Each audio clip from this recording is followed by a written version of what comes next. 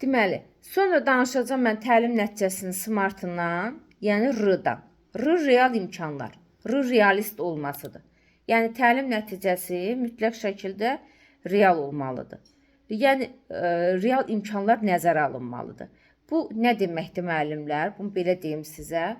Məsələn, bu gün mənim əlimdə hansı resursum varsa, mən ondan istifadə edərək mən təlim nəticəmi quracam, dərsimi quracam. Əgər mənim məktəbimdə proyektor yoxdursa, mənim sinifimdə internet yoxdursa və yaxud da ki, hansısa bir məsələn elektron lövhə yoxdursa, bəzən baxırsan müəllimlər məsələn o metodik vəsaitlərdə əslində metodik vəsaitdən yazırıq da bu gündəlik planlaşmamızı. Metodik vəsaitlərdə daha çox indi şəhər məktəblərində istifadə edildiyinə görə orada verilir ki, elektron lövhə, məsələn proyektorla bunu göstərdim, onu təqdim elədim və s. Müəllim götürür elə oradan olduğu kimi yazır onu gündəliyini. Məsələn, soruşanda ki, müəllimə, bəs buraya yazmışsınız hanı proyektor? Deyir, bizdə proyektor yox, bizdə internet yoxdur. Bəs yaxşı, yoxdur, bunu niyə yazmışsınız? O deməli, təlim nəticəsi real deyil. Nəyin varsa əlində, hansı real imkanın varsa, onu yaz. Ya məcbur deyil ki, elə proyektorun olmalıdır, elektron lövhə olmalıdır. Olsa nə gözəl.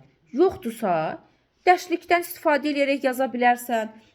Məsələn, deyə bilərsən, adi lövhədir, markerdir, müxtəlif əlavə vəsaitlərdir. Yəni, əlində hansı resursun varsa, hansı imkanın varsa, sən ondan istifadə edərək bunu yazmalısan. Yəni, əgər bunu etmirsənsə, onda deməli, sənin təlim nəticən real deyil. Bax, bu Smart'ın R-sıdır. Bir də var Smart'ın T-sı, T-time, vaxt deməkdir. Burada təlim nəticəsində vaxt mütləq nəzərə alınmalıdır. Yəni, bu nə deməkdir? Bəzən elə təlim nəticəsi qoyurlar ki, nəinki 1:45 dəqiqə. Heç 3:45 dəqiqə də onu reallaşdırmaq olmur. Ona görə müəllimlər, bax, mən sizin hamınıza da tövsiyə edirəm.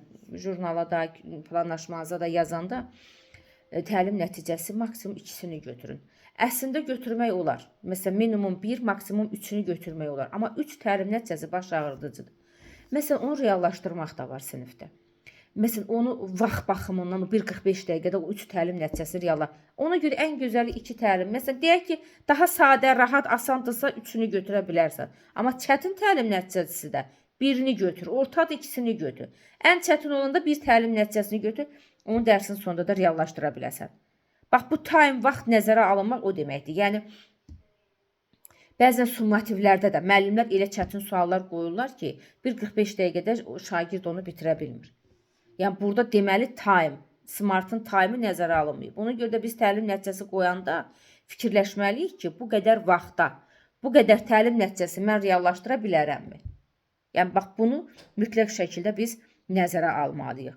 Bu da təlim nəticəsinin T-time vaxt nəzərə alınmasıdır.